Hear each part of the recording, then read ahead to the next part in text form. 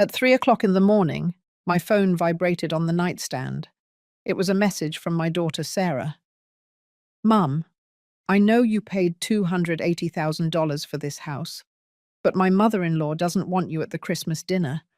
I hope you understand. I read those words 3 times. Each time hurt more than the last. I didn't answer right away. I kept staring at the illuminated screen in the darkness, feeling something inside me break for the last time. At that hour of the morning, everything feels heavier. The silences hurt more. The truths we've been carrying for years become unbearable. I had paid $280,000 so my daughter and her husband could have a decent house.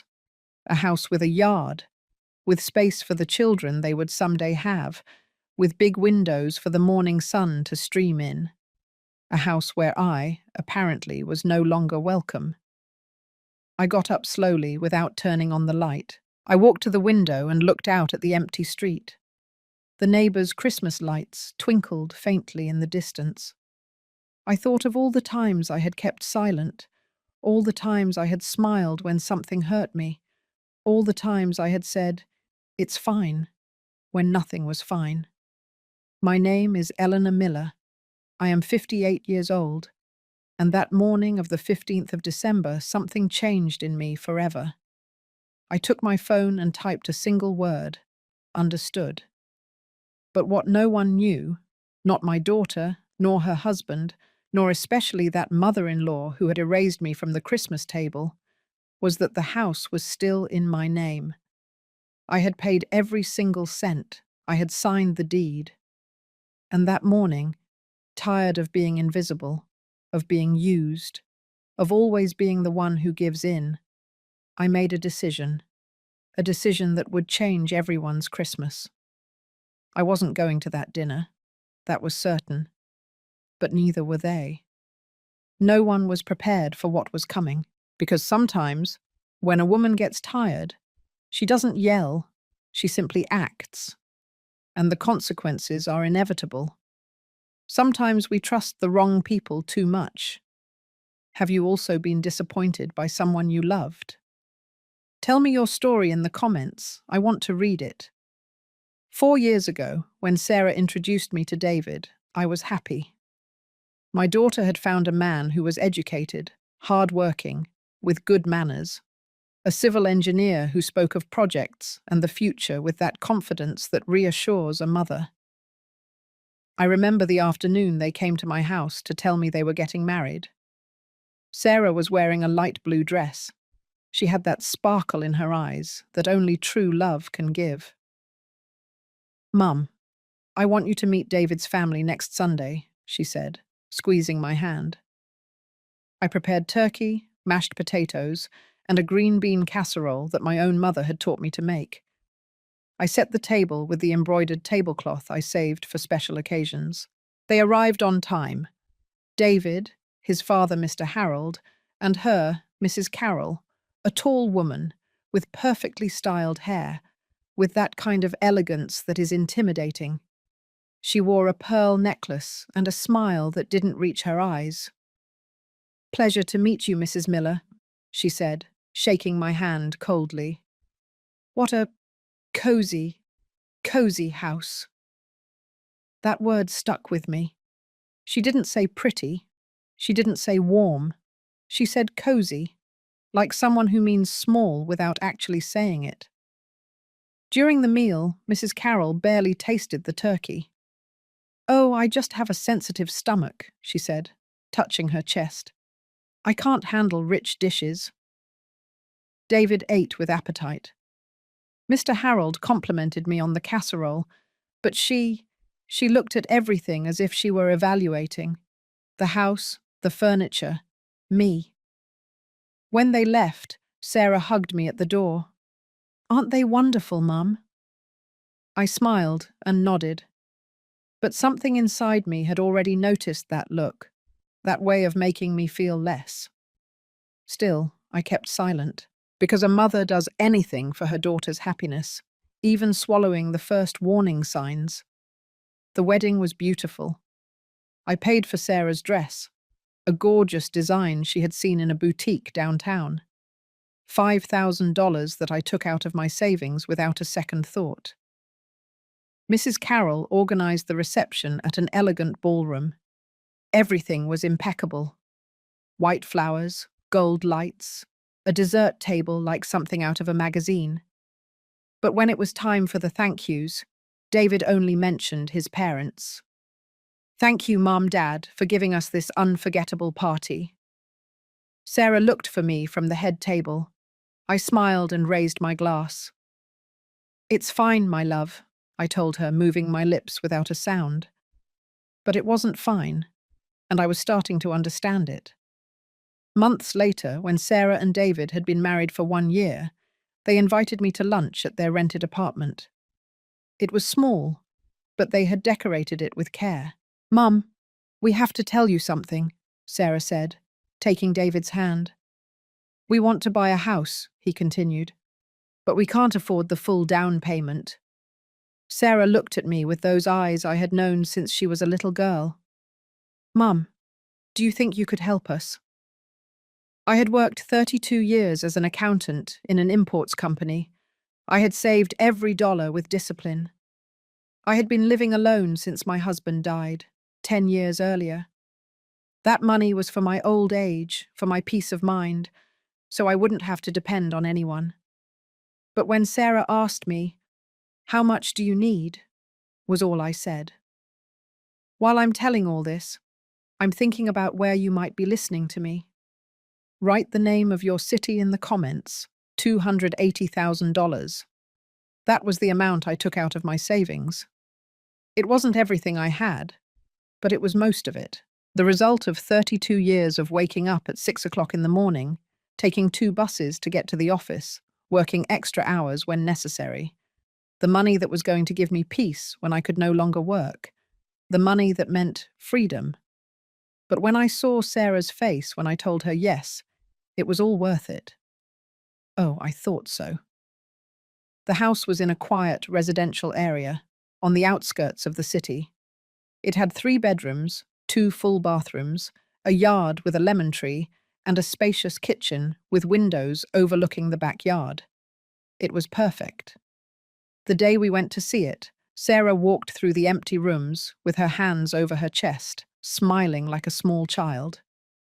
"Our room will go here, Mum, and this bedroom here." She stopped in the smallest room, next to the window. "This one will be for you." I stood still. "For me?"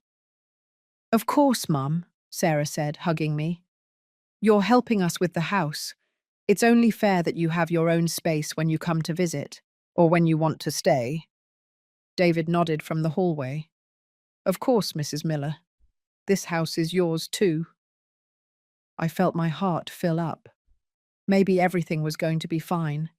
Maybe this investment was not just money, but a place where I belonged too. We signed the papers at the notary's office at the end of March. I put my name as the principal title holder. Sarah and David were listed as beneficiaries, but legally the house was in my name. That's what my lawyer had advised me, an older man who had been doing my tax returns for years. "Ellie, if you're putting up that amount of money, protect yourself," he told me. "Keep the property in your name for at least 2 years. Then you can transfer it if you want. But for now, protect yourself." I nodded, although deep down I felt guilty for even thinking it. What kind of mother distrusts her own daughter? When I told Sarah that the house would temporarily be in my name, she didn't object. "That seems perfect, Mum. It's your money after all. When we can pay you back, we'll make the transfer." But that night, David called his mother. I was in Sarah's kitchen preparing coffee when I heard his voice in the living room. "Yes, Mum. Yes, Mrs. Miller is putting up the money, but the house is staying in her name." Silence. "No, Mum. It's not distrust. It's just that her lawyer recommended it." Another silence. "Yes, I know. But we can't say anything to her. Without her money, there's no house." I felt a chill.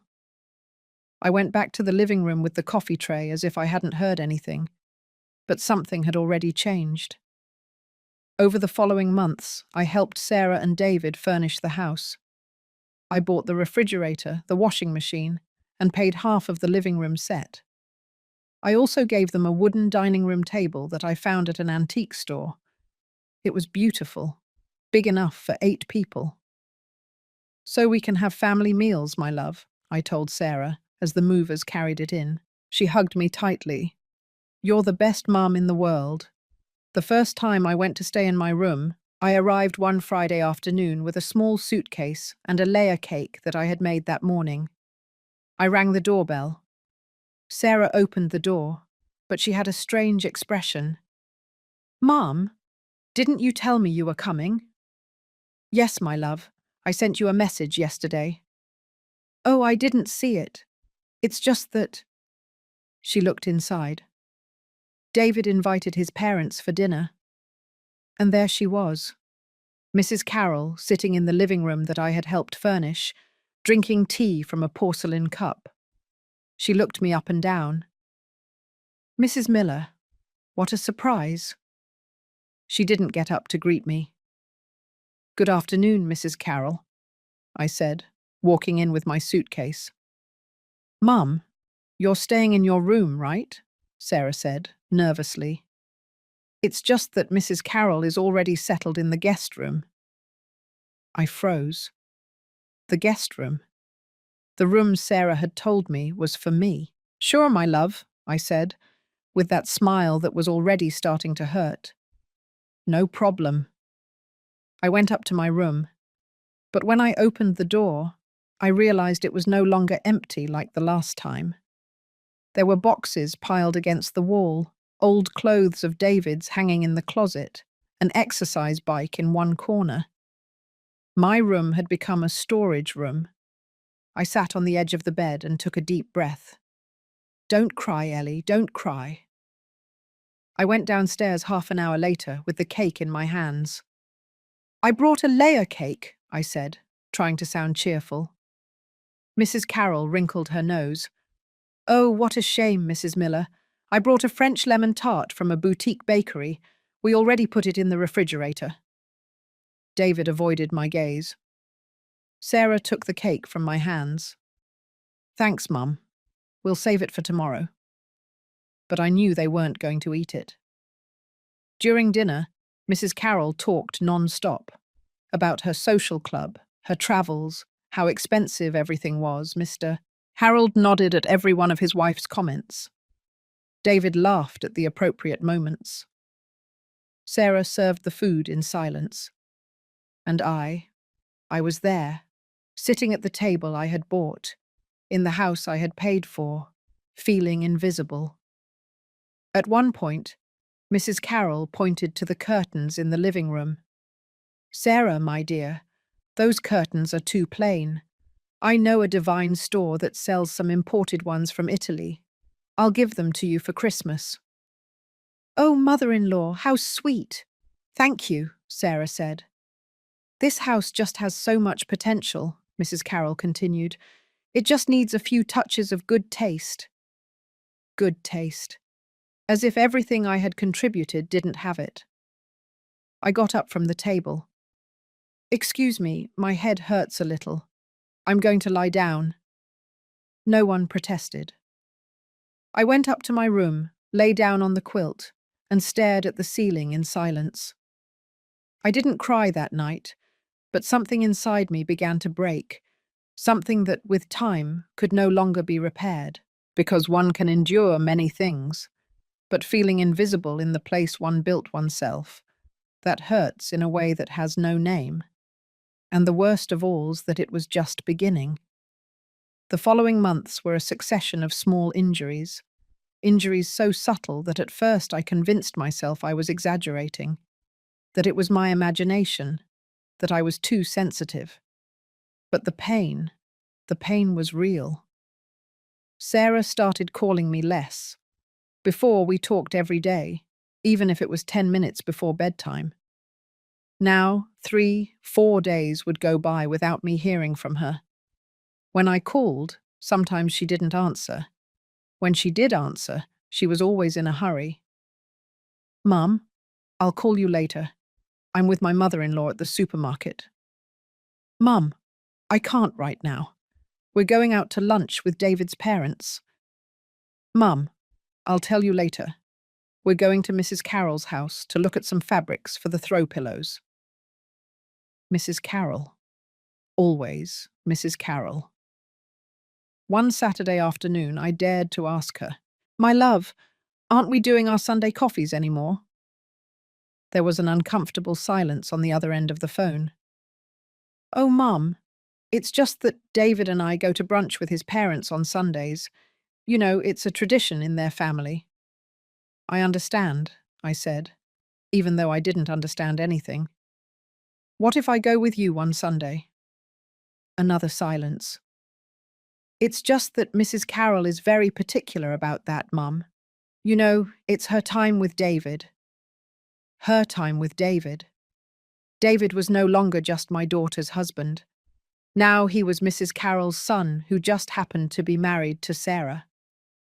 It's fine, my love, don't worry, I said, with that voice that was starting to sound fake, even to me. I hung up and sat in my living room, looking at the photograph of Sarah at her graduation. She was 22 years old in that photo, wearing her navy blue gown and holding her business administration degree with a huge smile. I was next to her, hugging her. That day she had told me, Mum, everything I am is thanks to you. At what point had that changed? I decided I needed to make an effort. Maybe I was the one pulling away without realizing it. Maybe I needed to be more present, more flexible, more pleasant. So I started bringing them food every week. On Tuesdays, after work, I would prepare something special and drop it off. Chicken chili, meatballs in barbecue sauce, corn chowder, beef stew with vegetables, things I knew Sarah had loved since she was a child. The first few times she received the containers with joy. Oh, Mum, thank you, it smells delicious. But little by little her enthusiasm faded. One afternoon, when I arrived with a meatloaf that had taken me 3 hours to prepare, Sarah opened the door with a tired look. Mum, I already told you that you don't need to cook so much. Well, I like to do it, my love. Plus, I know you work hard, and this way you don't have to worry about dinner. It's just that Mrs. Carroll brings us food too, she said, lowering her voice, and our refrigerator is already full. I was left standing with the container in my hands. Do you want me to take it back? No, leave it. I'll find a spot for it. But I saw in her eyes that it was a bother, that my food, my effort, my love was a bother. I went in for a moment to leave the container in the kitchen, and there, in the refrigerator, I saw elegant glass containers with printed labels. Mrs. Carroll's risotto, Mrs. Carroll's Mediterranean salad, Mrs. Carroll's berry dessert. My meatloaf, in its faded plastic container, looked sad next to all that impeccable presentation. The meatloaf is really good, Mum, Sarah said behind me. Really? But her voice didn't sound convincing. I drove back to my house with a lump in my throat. I didn't cry. I was already learning not to cry. In October, Sarah had her birthday, 28 years old. I had planned everything weeks in advance. I reserved a restaurant she loved, the same one where we had celebrated her last 5 birthdays. I invited her 2 best friends from college, my sister Susan, and of course, David. I sent the digital invitation a week in advance. Sarah called me that same night. Mom, that's a sweet invitation, but it's just that the but hit me like a stone in the stomach. It's just that Mrs. Carroll already organized a surprise dinner for me at her house on the same day. The same day? Yes. She just didn't know you had already planned something. Sarah, I sent you the invitation a week ago. And we've been talking about this dinner for a month. I know, Mom, I know. But it's just that everything is already set. She invited David's family, hired a catering service, ordered a cake. I can't tell her no. And you can tell me no? The words came out before I could stop them. There was a long silence. Mum, it's not like that. Then what is it like, Sarah? You can cancel the restaurant. Mrs. Carroll has already paid for everything. I felt something break in my chest. You know what, my love? You're right. Go to your mother-in-law's dinner. I'll cancel the restaurant. Mum, don't be mad. I'm not mad, Sarah. I understand you perfectly. I hung up before she could reply. I cancelled the restaurant reservation. I lost the $100 deposit. I sent a message to my sister Susan and Sarah's friends. The dinner was cancelled. Last-minute change of plans. That night I sat in my dining room alone and took out the gift I had bought for Sarah. It was a silver bracelet with a heart-shaped charm. Inside the heart, engraved in small letters, it said, Mum and daughter, forever. I put it back in its velvet box, and I put it away in the drawer of my dresser, where I kept all the things that I no longer knew if they made sense. On Sarah's birthday, she sent me a photo of the dinner at Mrs. Carroll's house, a long table decorated with gold and white balloons, a 3-tiered cake with sugar flowers, David hugging Sarah, Mrs. Carroll posing next to them with a triumphant smile. The message said, I missed you, Mum, but it was beautiful.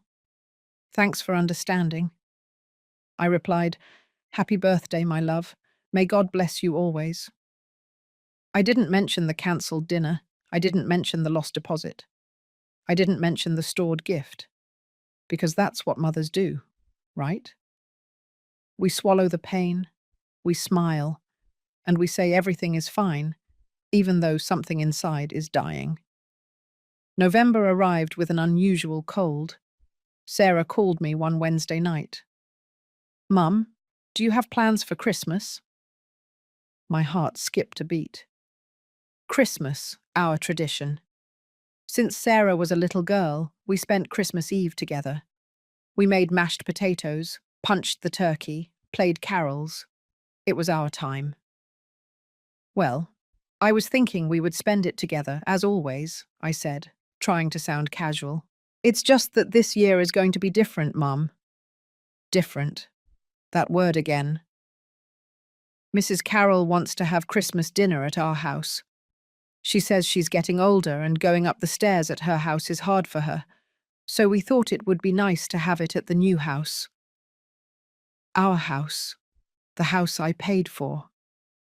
I understand, I said. And me? You're coming, of course. You're part of the family. I breathed a sigh of relief. That's fine, my love. I'll bring the mashed potatoes and the pumpkin pie, as always. Mum, it's just that Mrs. Carroll already has the whole menu planned. She's bringing everything. But I always make the Christmas mashed potatoes, Sarah.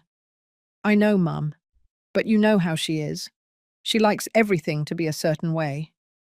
A certain way. Her way. What if I just bring the pie? Mum, honestly, don't worry. Just come and enjoy. You don't have to bring anything. You don't have to bring anything. Except that I was no longer welcome. Except that my place at that table was already being occupied by someone else. But I still didn't know it. I still thought that if I made myself smaller, more invisible, more obedient, I would still fit into my daughter's life. How wrong I was. I still wonder if I did the right thing by staying quiet for so long. And you? What would you have done in my place? December arrived with that air of hope that Christmas brings. The streets filled with lights, the stores played carols, and I tried to convince myself that everything was going to be fine, that Christmas dinner at Sarah's house would be a new beginning, that Mrs. Carroll and I could get along better if I made the effort. That maybe, just maybe, this Christmas would unite us as a family. How naive I was.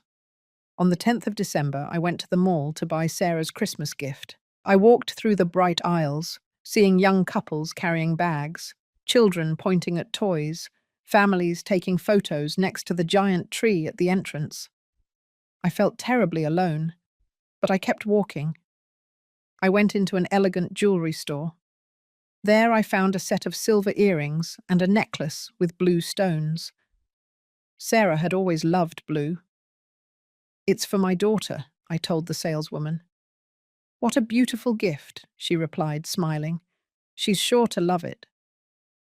I paid $230, money that was already harder for me to put together, because my savings were getting smaller and smaller. But I didn't care. I still believed that my love could be bought with presents. That same afternoon, while having coffee in the food court, my phone rang. It was my sister Susan. "Ellie, are you busy?" "No, I'm at the mall. Is something wrong?"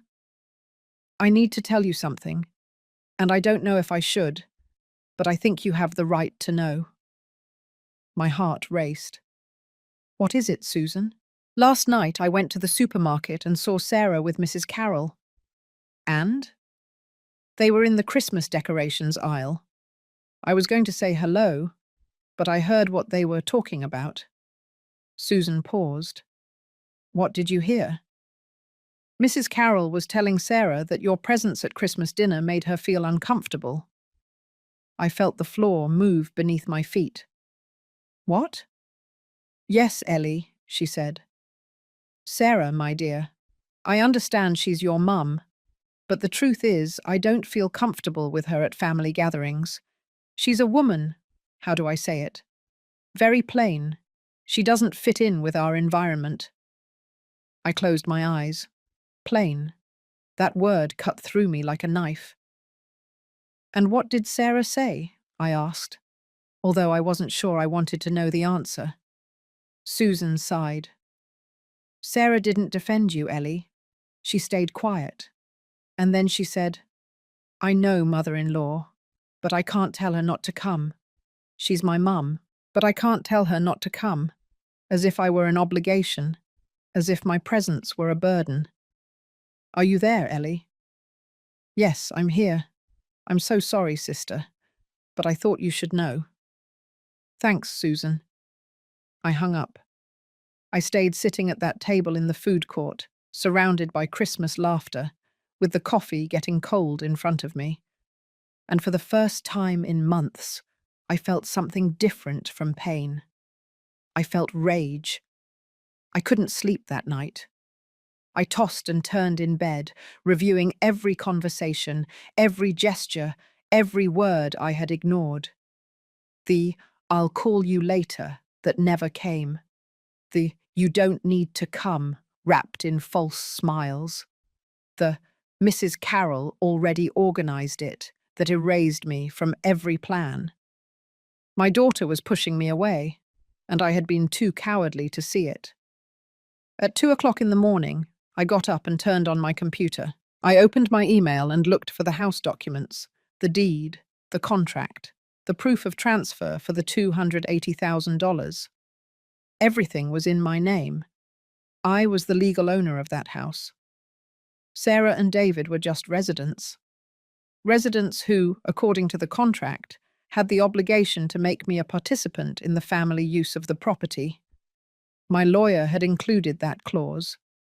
I hadn't even given it importance at the time. But now it made perfect sense. I printed the documents and put them in a folder. I didn't know why. I just knew I needed to keep them close. The following days were strange. Sarah called me a couple of times, as always, with that hurried voice. But I no longer listened the same way. Now I noticed every uncomfortable pause, every change of subject when I mentioned Christmas dinner, every "I have to go" that came too quickly. On the 14th of December, I decided to stop by the house without announcing myself. I needed to see my daughter. I needed to look her in the eyes and ask her if what Susan had heard was true. I rang the doorbell at 11 o'clock in the morning. David opened the door, wearing sweatpants and looking surprised. Mrs. Miller, good morning. We didn't know you were coming.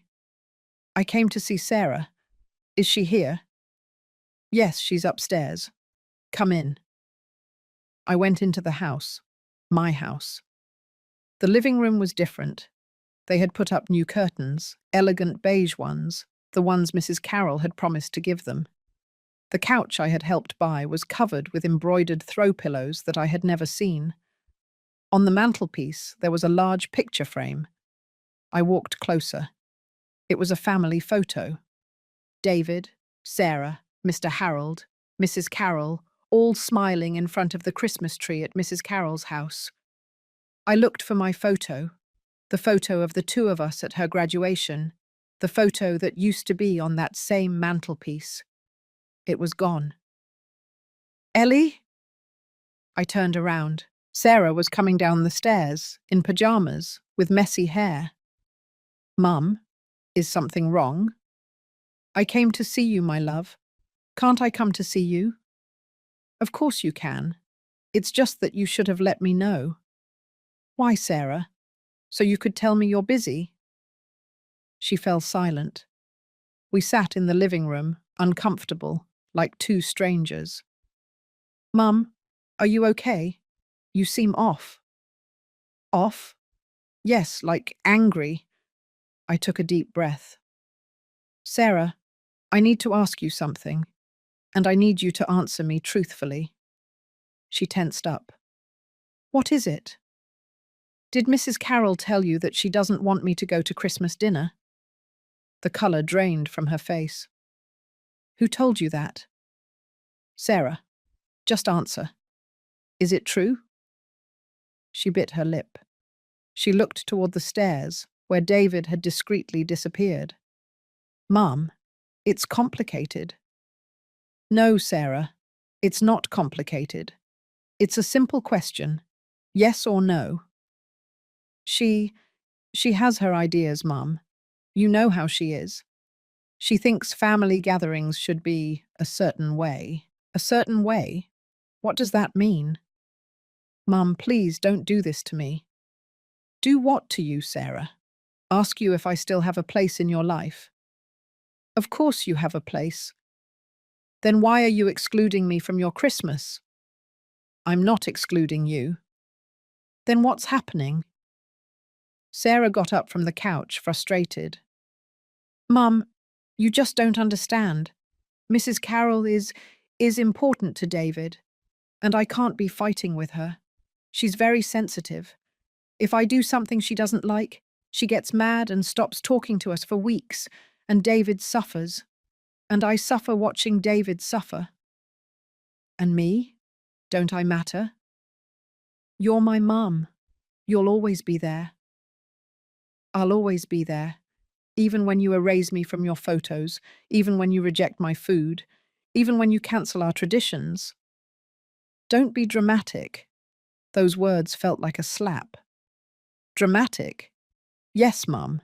You're making a problem out of something that isn't one. Sarah, that woman doesn't want me to go to Christmas dinner in the house that I paid for. Oh, Mum, enough. It's always the same. You always mention the money. Because it's the truth. Well, if it bothers you so much, take your damn money. The silence that followed was deafening. Sarah covered her mouth, regretful. Mum, I'm sorry, I didn't mean that. I got up slowly. I picked up my purse. No, Sarah, you're right. Mum, don't mind me. I'm stressed. Don't worry, my love. I understand everything now. I walked toward the door. Mum, wait. I didn't stop. I left that house. I got into my car, and I drove to my apartment with my hands shaking on the steering wheel. When I arrived, I sat in my dining room and took out my phone. I found my lawyer's contact, and I typed. Mr. Baker, I need urgent advice regarding the property in my name. Can you see me tomorrow? The answer came in 5 minutes. Of course, Ellie. Tomorrow at 10 o'clock in the morning at my office. Is everything all right? I didn't reply. Because no, nothing was all right. And I had just realized that I had been swallowing a pain that no longer fit in my chest for months. But something had changed. That pain was turning into clarity. And clarity, sometimes, is the most dangerous thing a woman who has been underestimated for too long can possess. The next morning, I woke up at 6 o'clock. I had barely slept. Every time I closed my eyes, I heard Sarah's voice. Well, if it bothers you so much, take your damn money. Those words had pierced my soul, not because of the anger, but because of the truth they contained. For my daughter, my sacrifice had become a reproach, my love, a burden, and I had become an annoyance. I made myself a coffee that I couldn't finish. I took a shower automatically. I put on a grey suit that I hadn't worn in months. I needed to feel strong. I needed to feel dignified, even though I was broken inside. At 9:30, I was at Mr. Baker's office. He greeted me with the same kindness as always. He was a man in his 60s, grey-haired, with thick glasses and that seriousness that inspires confidence. Ellie, come in. Come in. Have a seat. Can I offer you a coffee? No, thank you, Mr. Baker. I already had one at home. Very well. Tell me, what brings you here? Your message yesterday sounded urgent. I took out the folder with the house documents. I placed them on his desk. Mr. Baker, I need you to explain exactly what my rights are to this property. He opened the folder and began to review the papers carefully. Several minutes passed in silence. The only sound was the rustling of the pages as he turned them. Finally, he took off his glasses and looked at me. Ellie, you are the absolute legal owner of this property. Your name appears as the sole title holder on the deed. Sarah and David have no ownership rights. They are only listed as authorized residents. What exactly does that mean? It means that you can do whatever you deem appropriate with this house. You can sell it, rent it, or ask them to vacate. Just like that? Just like that. You put up the money, you signed. The house is yours. I felt a shiver. And them? Can't they do anything? No, unless you signed some private agreement promising them the property, which I don't see here. Is there anything like that? No, only verbal agreements. I told them that one day I would transfer it to them when they could pay me back. Are there witnesses to that? Only the three of us.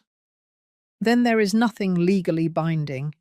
Ellie, that house is yours to do with as you wish. I remained silent, processing his words. Mr. Baker, can I sell it without their consent? Yes. Can I ask them to leave? Yes. You just need to give them formal notice. Since they are there without paying rent and without a contract, you can request an eviction with 30 days' notice.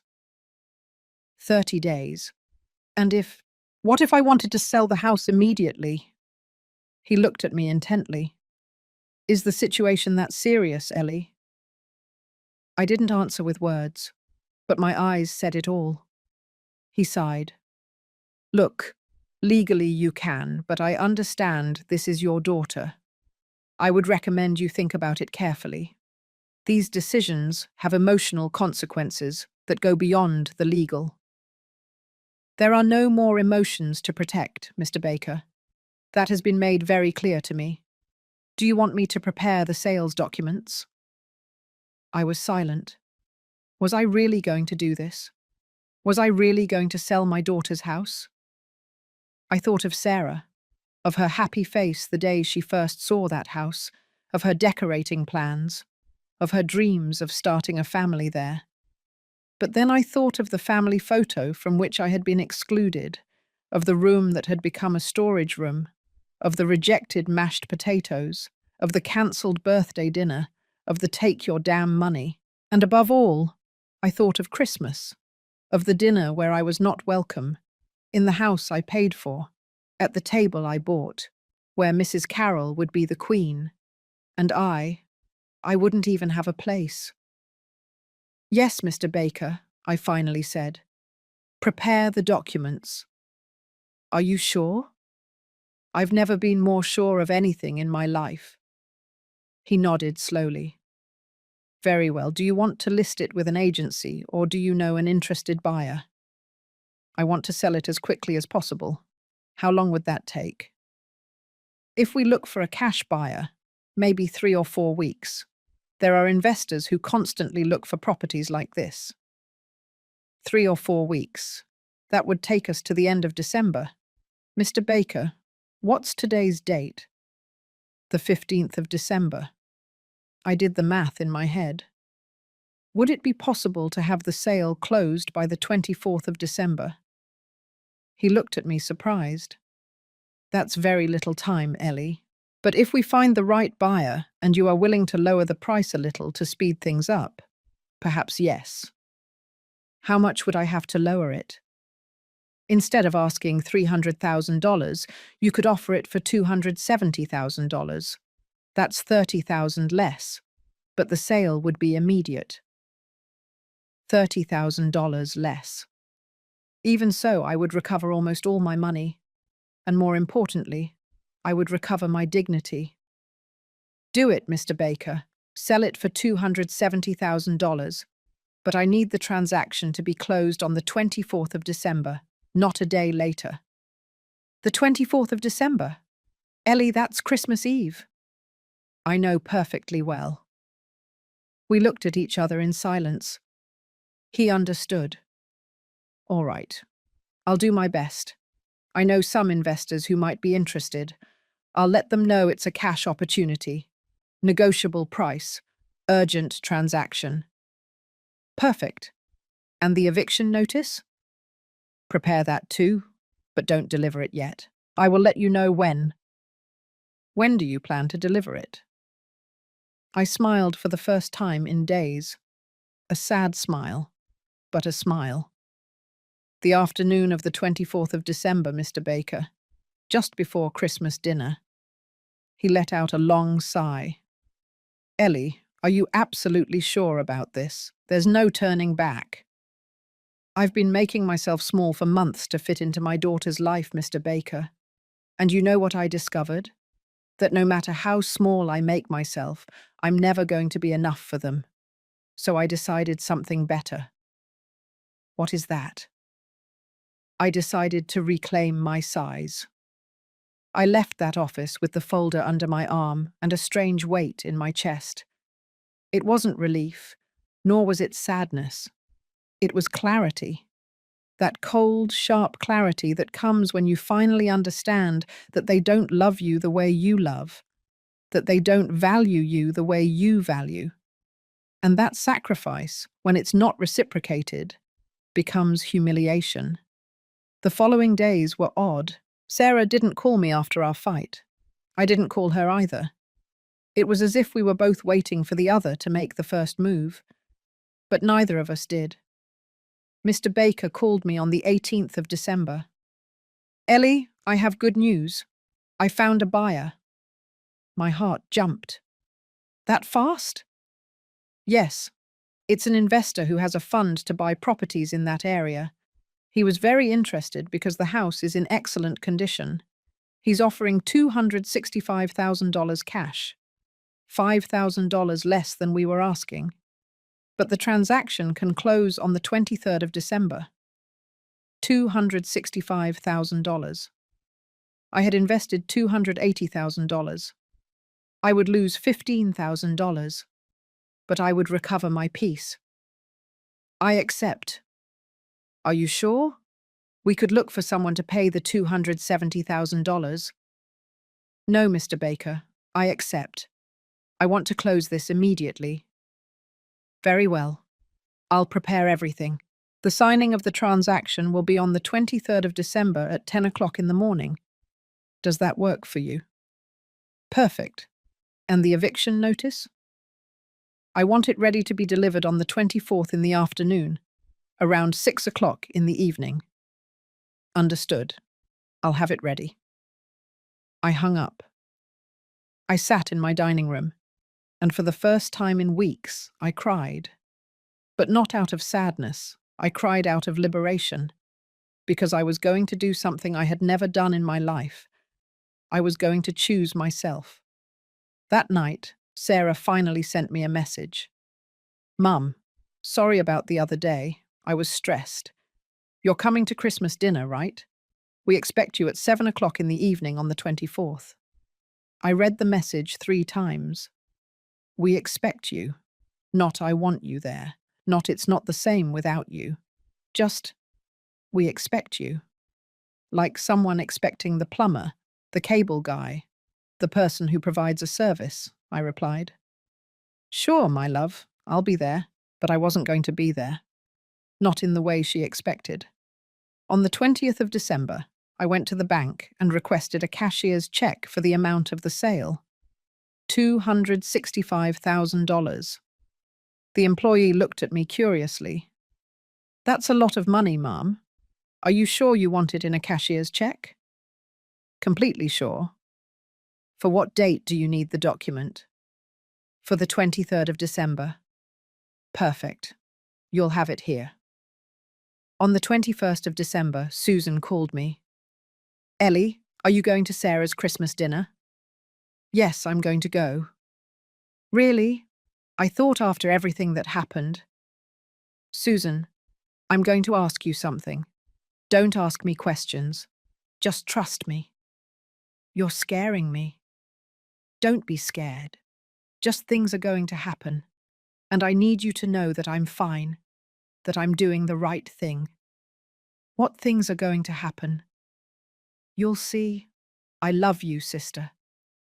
I love you too, Ellie. But I'm worried about you. Don't worry. For the first time in a long time, I know exactly what I'm doing. On the 22nd of December, I packed the things I had in my room at Sarah's house. It wasn't much. A few changes of clothes I had left there, a couple of books, a photo of my husband that I had put on the nightstand. I put everything in a small bag. And when I left that room, I knew I would never step inside it again. On the 23rd of December, I arrived at Mr. Baker's office at 9:30 in the morning. The buyer was already there. He was a young man, about 35 years old, impeccable suit, leather briefcase. Mrs. Miller, a pleasure. I'm Robert Stevens, representative of the Bahio Real Estate Fund. We shook hands. The pleasure is mine. It's a beautiful property. We reviewed it last week. It's in excellent condition. Thank you. Mr. Baker placed the documents on the table. Very well. Here we have the deed of sale, Mrs. Miller. You are relinquishing all rights to the property located at Maple Street, number 347, to the Bahio Real Estate Fund for the amount of $265,000. Do you agree?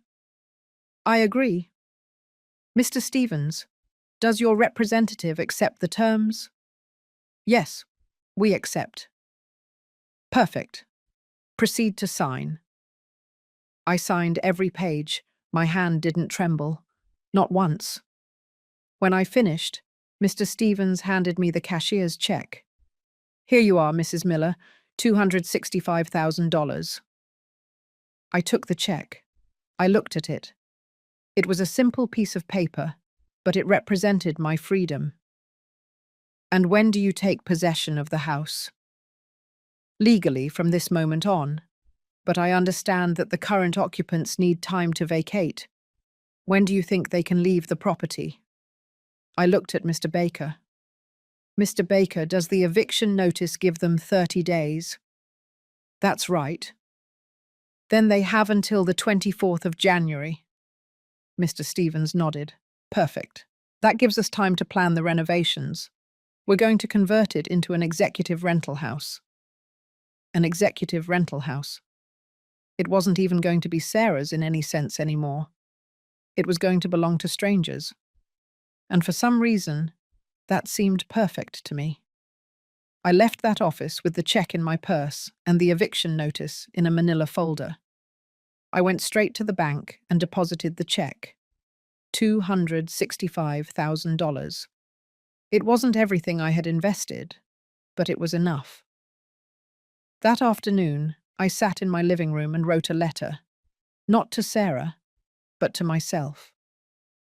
Dear Ellie, today you sold the house you bought for your daughter.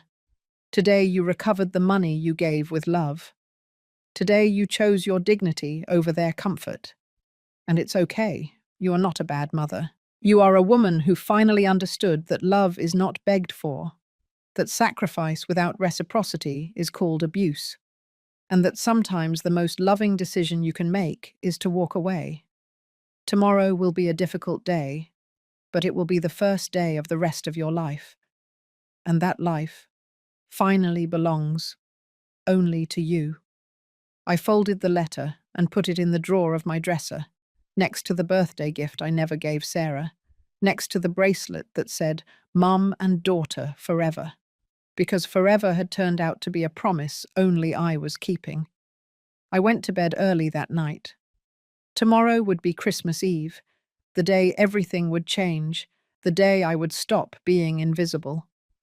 And although I knew it would hurt, I also knew that I would heal, because there are pains that cure. And this one was one of them. I woke up on the 24th of December at 5 o'clock in the morning. I had slept barely 3 hours, but it wasn't the insomnia of anguish. It was the vigilance of someone who is about to cross a bridge of no return.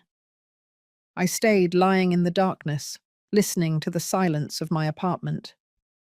On other Christmases, at this hour, I would already be in the kitchen, preparing the turkey stuffing, chopping the vegetables for the side dishes, putting the cranberry sauce on the stove with cinnamon and orange, those aromas that filled the whole house, and that meant home, family, love. But this year, everything was different. I got up slowly and went to the kitchen. I made coffee, sat by the window, and watched the city wake up. The first lights of dawn painted the sky pale orange. It was a beautiful day. Ironic, I thought. The most painful day of my life. And the sky was clear. At 8 o'clock in the morning, my phone rang. It was Sarah. I hesitated whether to answer. Finally, I slid my finger across the screen. Hello, Mum. Good morning. How did you wake up? Her voice sounded cheerful, falsely cheerful. Fine, my love. And you? Oh, Mum, I'm running around like crazy here. Mrs. Carroll arrived early with everything for dinner. She brought turkey, ham, salads, desserts. She even hired a lady to serve. Everything is going to be beautiful. A lady to serve in the house I paid for, with the money I earned, while I was treated like a third-class guest. That's great, my love. What time are you getting here, Mum? Dinner is at 7, but you can come earlier if you want to help set the table. Help set the table. They wouldn't even let me organize anything, just help. I'm going to get there at 6:30, Sarah. Perfect, Mum. See you then. I love you. I love you too, my love. I hung up, and I kept looking at the phone in my hand. I love you. When had that phrase become a white lie? When did it stop meaning I value you, I respect you, I include you? When did it become just an empty word said out of habit? At 10 o'clock in the morning, I went to Mr. Baker's office. He was waiting for me. Ellie, good morning. Ready? Ready? He handed me a manila envelope. Inside was the eviction notice, printed on official paper, with my signature, with the lawyer's signature, with the corresponding seals. By means of this document, the occupants of the property located at Maple Street, number 347, are notified that they must vacate the premises within a maximum period of 30 calendar days from the date of receipt of this document, due to the fact that the property has been sold to a third party. The legal owner, Mrs. Eleanor Miller, exercising her full right, has decided to transfer the title of said property. I read the entire document. Every word weighed on me, but it also freed me. "Are you sure you want to deliver it today?" the lawyer asked once more. "Completely sure." "Ellie, they are going to react badly. You know that, right?" "I know." "They are going to say things. They are going to be furious. They are going to—" "I know, Mr. Baker. I know exactly what is going to happen." "And you still want to do it?" "Especially because of that," he sighed. "You are a very brave woman, Ellie." "I'm not brave, Mr. Baker. I'm just tired." I put the envelope in my purse. I left there and went to church. I am not a very religious woman, but in the most important moments of my life, I have always gone to church. I walked into the empty sanctuary. The candlelight flickered softly. There was a huge nativity scene next to the altar. Mary, Joseph, baby Jesus, the shepherds, the wise men in the distance, a family. I sat on a back pew and closed my eyes. I didn't pray, I just breathed, and in that silence I found something similar to peace. "Forgive me, God," I whispered. "If this is wrong, forgive me, but I can't continue like this anymore." I didn't wait for an answer, because I knew that the only answer that mattered was in my heart, and my heart had already decided.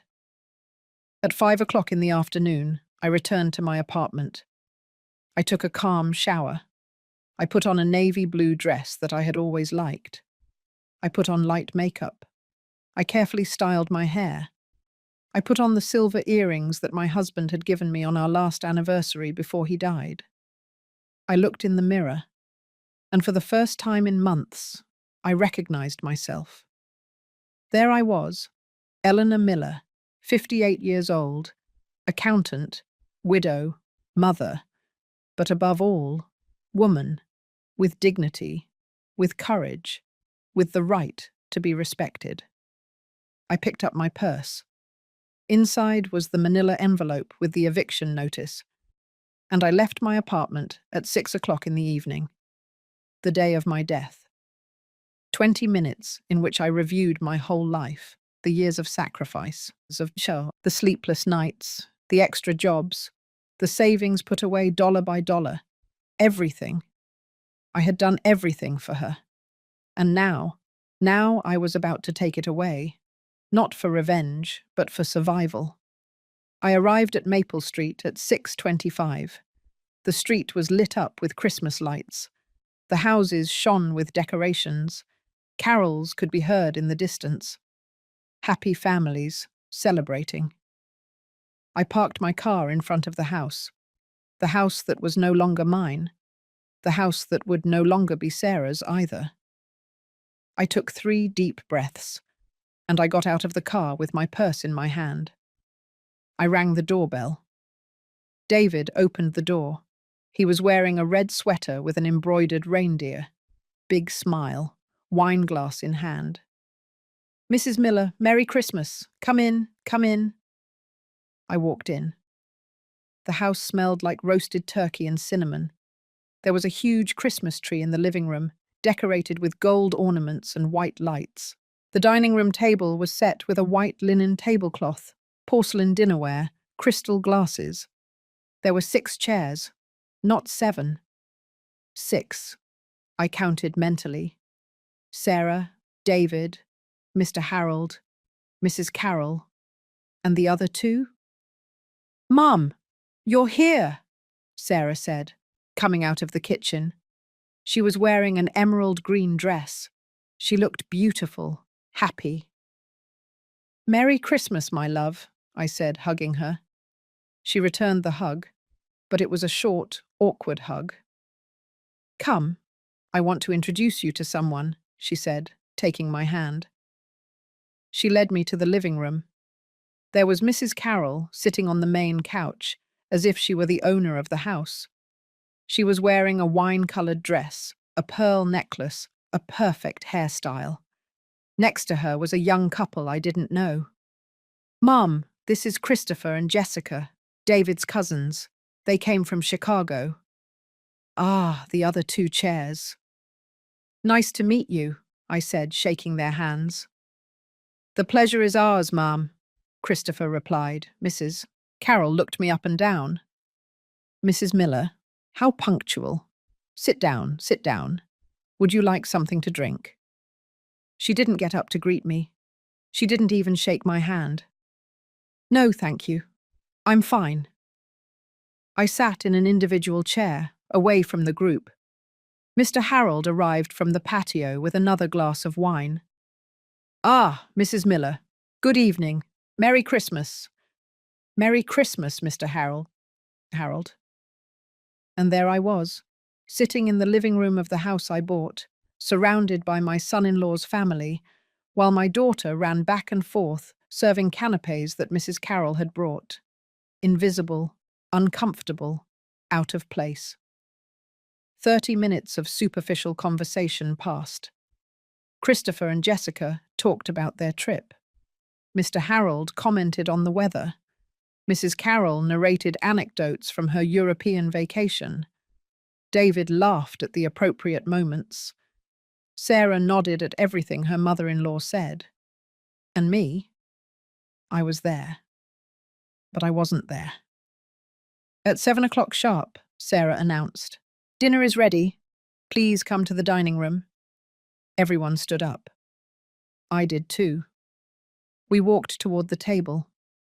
Mrs. Carroll sat at the head of the table, like the matriarch, like the queen, David to her right, Sarah to her left, Mr. Harold next to David, Christopher and Jessica on the other side.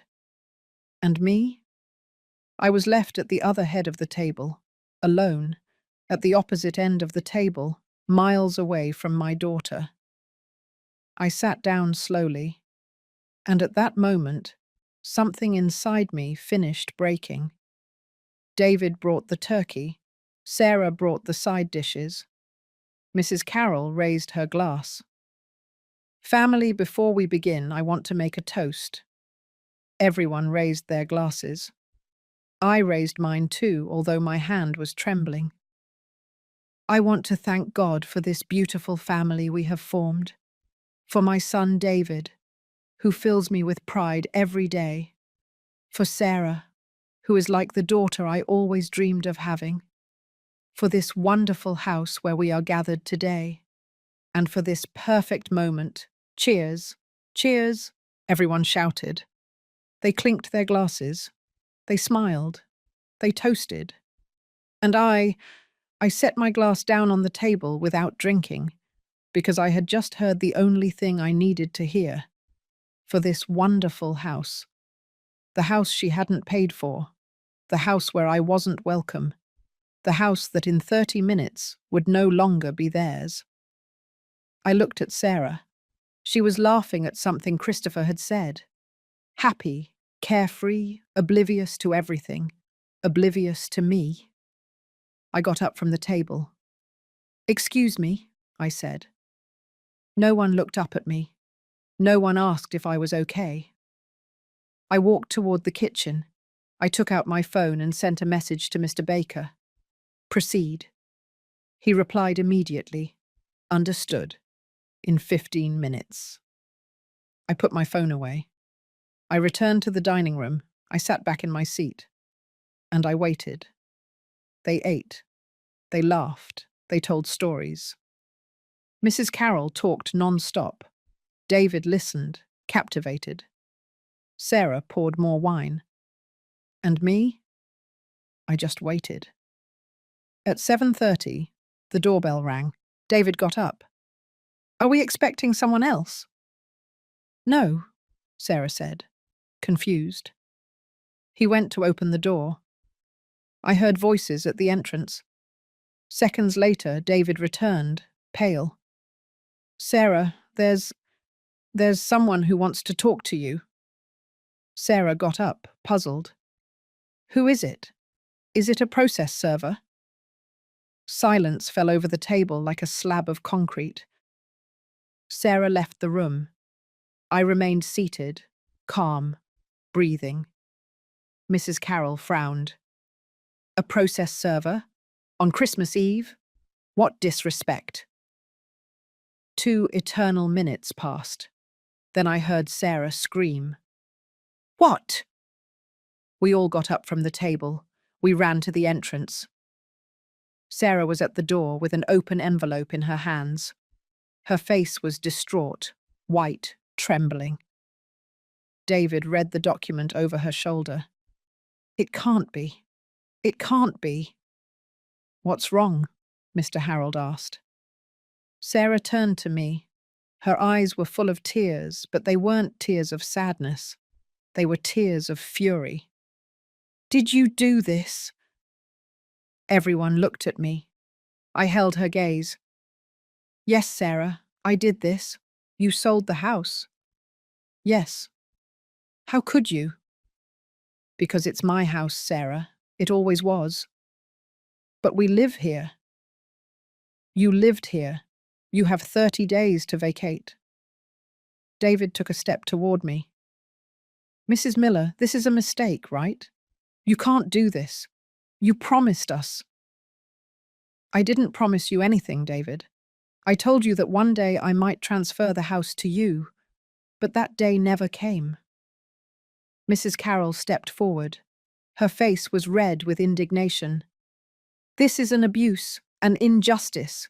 You can't leave my son homeless. I looked her directly in the eyes. Your son is not homeless, Mrs. Carroll. Your son has 30 days to find another place, and he has a mother who boasts so much about her resources that I'm sure she can help him. She opened her mouth, but no words came out. Sarah came up to me, trembling. Mom, why? Why are you doing this to us? Are you really asking me that, Sarah? Because you made it very clear to me that I had no place in your life, because you excluded me from your table, because you rejected my love again and again, because you chose this woman, I pointed to Mrs. Carroll, over your own mother. That's not true, isn't it? Tell me, Sarah, where were my mashed potatoes tonight? Where was my pumpkin pie? Where was my place at this dinner? She fell silent. Exactly, there was no place for me, but there was a place for all of them. Because you don't accept David's family. No, Sarah, because David's family doesn't accept me, and you allowed it. Mrs. Carroll intervened. You are a resentful and bitter woman. No, Mrs. Carroll, I am a woman who finally learned to value herself. You ruined Christmas, I smiled sadly. My Christmas was already ruined from the moment your daughter-in-law sent me a message saying that you didn't want me here. Sarah turned pale. How? How did you know that? Because I wasn't the only one who overheard your conversation at the supermarket, my love, Mrs. Carroll looked at Sarah furiously. You said that in public. I, Sarah, didn't know anyone was listening to us. I approached my daughter. She backed away. Sarah, I gave you everything. My money, my time, my love. And you gave me crumbs. You made me feel invisible. You made me feel like I was the one who was wrong for expecting respect. Mum, I never… Yes, you did. And it's fine. I'm not angry anymore. I'm just… tired. I picked up my purse. You have until the 24th of January. The new owner has already paid. The papers are signed. There's no turning back. Mum, you can't just leave like this. Of course I can. I walked toward the door. Sarah followed me. Mum, please, can we talk? Can we fix this? I stopped. I turned to look at her. You know what the saddest thing is, Sarah? That I would have given anything to hear you say those words 2 months ago. But now it's too late. It's never too late, Mum. For some things it is. Merry Christmas, my love. I left that house. I closed the door behind me, and I heard the yelling that remained inside, the arguments, the crying, the chaos. I got into my car. I drove away. And I drove away, without looking back. Because if I looked back, maybe I would have regretted it. And I couldn't regret it.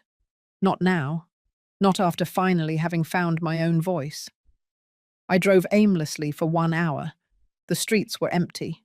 Everyone was home celebrating, families gathered, full tables, hugs, laughter.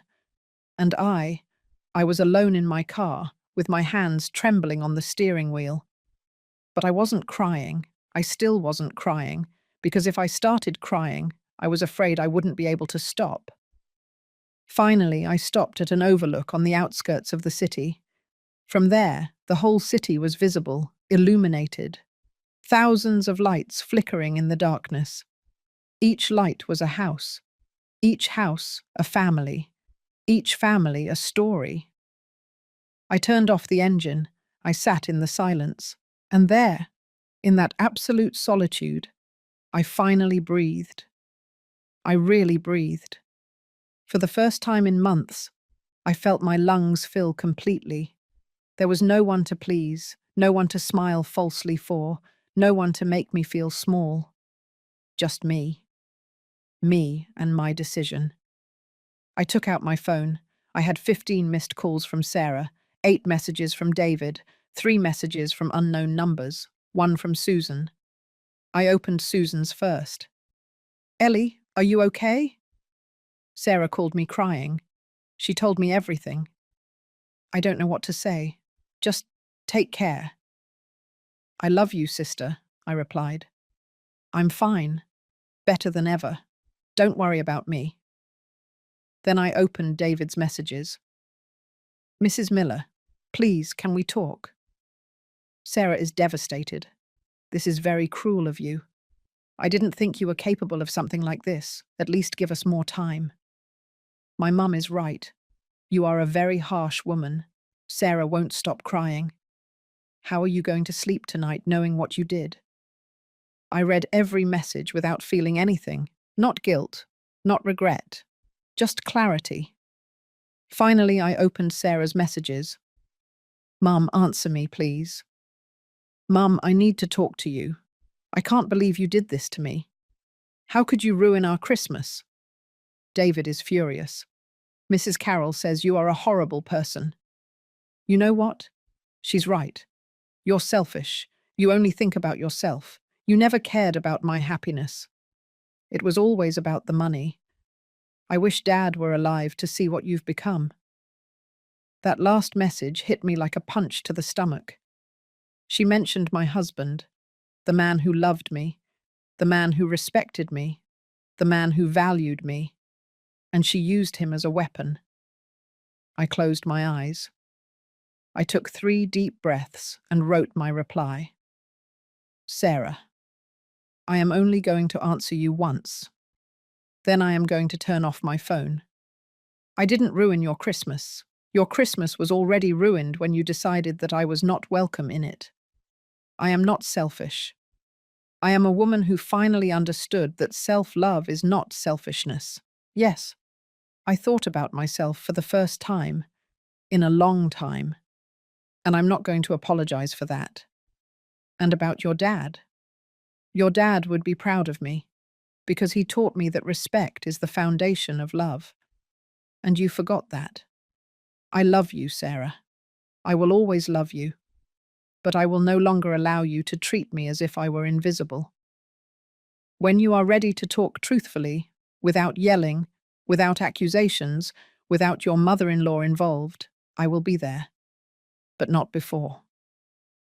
Merry Christmas." I sent the message, I turned off my phone, and I put it in the glove compartment. I stayed at that overlook until 11 o'clock at night, watching the city lights, thinking about everything. The years I had invested being a mother, the sacrifices I had made, the times I had swallowed the pain, the times I had said, "It's fine," when nothing was fine. And I realized something. something that filled me with a strange peace. I had done the right thing, not to hurt her, but to save myself. Because if I had continued like this, 1 more year, 2 more years, 5 more years, I would have ended up a shadow, a ghost, someone who exists only to serve. And that wasn't life. I returned to my apartment close to midnight. The streets were still empty. I walked up the stairs slowly. I opened my door, and I entered my space. My small 2-bedroom apartment, without luxuries, without magazine decorations, but mine, completely mine. I took off my shoes. I took off my dress. I put on my most comfortable pajamas, and I made myself chamomile tea. I sat on my armchair, and for the first time, all night, I cried. I cried for the daughter I had lost. I cried for the relationship that was broken. I cried for the dreams that would never come true. I cried for the Christmas I had always imagined and would never have again.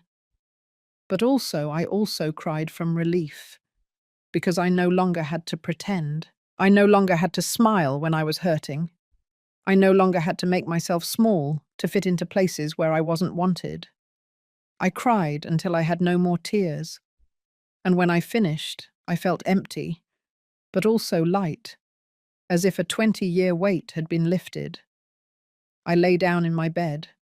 I looked at the ceiling, and I whispered in the darkness, "Merry Christmas, Ellie. You did it. You survived." And I fell asleep.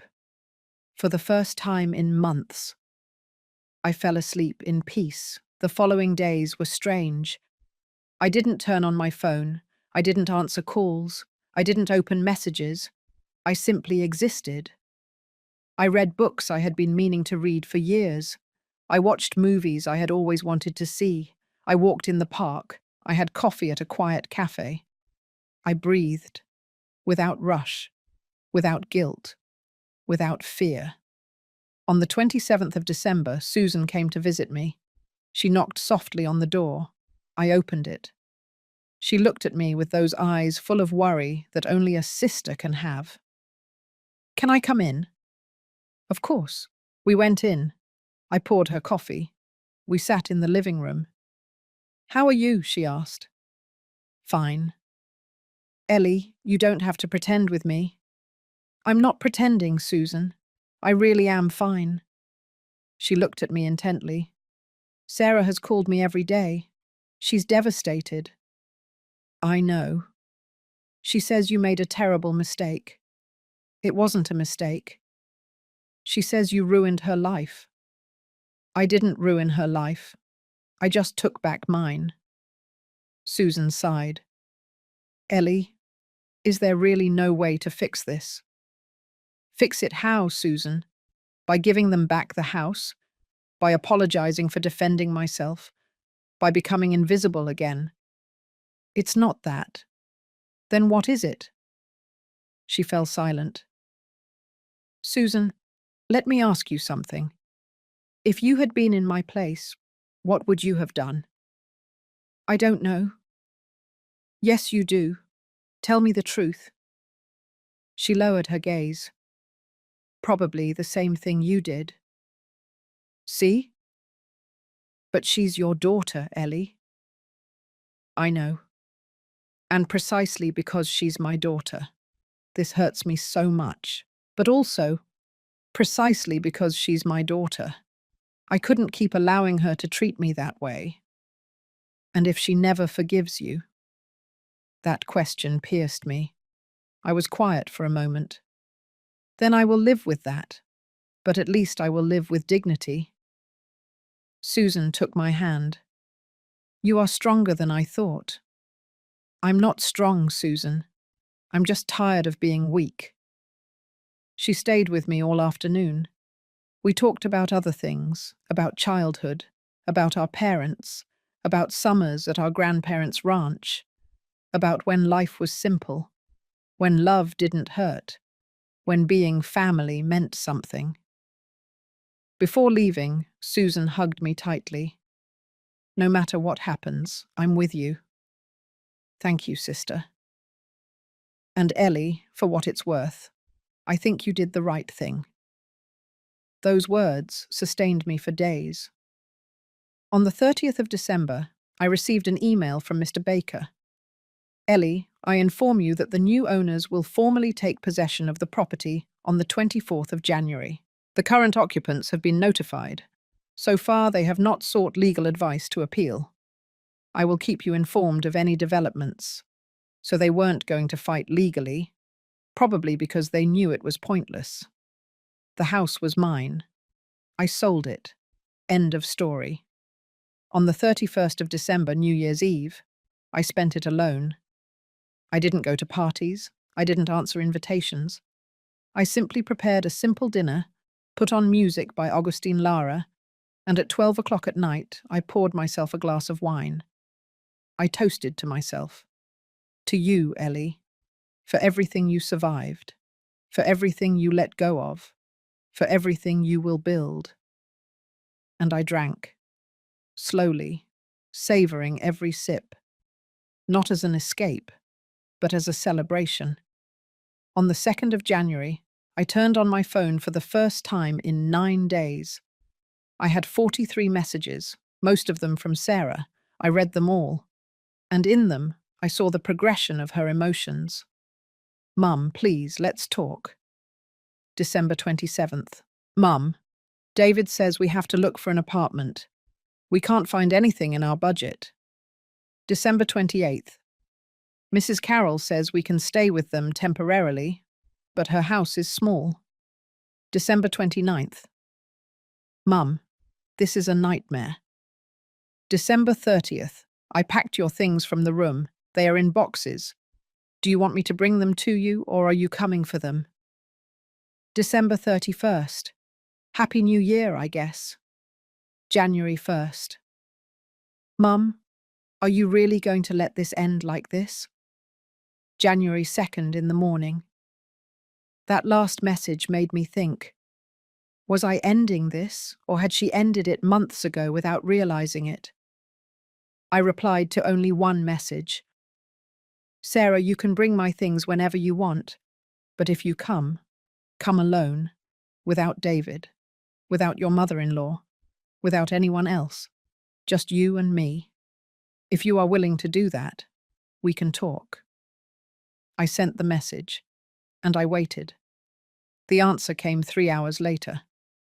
All right, I'll come Saturday at 10 o'clock in the morning. Saturday, the 4th of January, dawned cloudy. I made coffee, I cleaned my apartment, I put fresh flowers on the table. I didn't know if Sarah would come to fight or to talk, but I was ready for either. At 10 o'clock sharp, the doorbell rang. I took a deep breath. I opened it. There was my daughter, without makeup, with dark circles under her eyes, jeans and a sweatshirt, 2 boxes in her arms. We looked at each other, and at that moment, I saw something in her eyes that I hadn't seen in months. Vulnerability. Hello, Mum. Hello, my love, come in. She walked in slowly. She left the boxes next to the door. We sat in the living room, in silence, uncomfortable, painful. I poured 2 cups of coffee. I handed one to her. Thanks, she said, almost in a whisper. We drank coffee in silence for several minutes. Finally, she spoke. Mum, I need to understand. What do you need to understand? Why did you do it? Why like this? I looked her in the eyes. Because you made it very clear to me that I didn't matter. That's not true. Sarah, please, you didn't come here to lie to yourself. You came to talk. So let's talk truthfully. She lowered her gaze. I didn't realize I was hurting you. You didn't realize? Or you didn't want to realize? She bit her lip. Maybe I didn't want to. Why? Because it was easier to please Mrs. Carroll than to defend you. Those words hung in the air. Finally, the truth. And now? I asked. What do you think now? She looked up, and I saw tears in her eyes. Now I think I made a terrible mistake. I felt something stir in my chest, but I didn't say anything. I just waited. Mum, I lost my house. David is furious with me. Mrs. Carroll blames me for everything. She says if I had handled you better, none of this would have happened. Handled. That word turned my stomach. Sarah, I'm not a problem to be handled. I'm your mother. I know. Now I know. Do you really? Then tell me, if I gave you the house back right now, what would change? She fell silent. Would you include me in your life? Would you respect me? Or would we just go back to the same thing? I don't know, Mum. Exactly.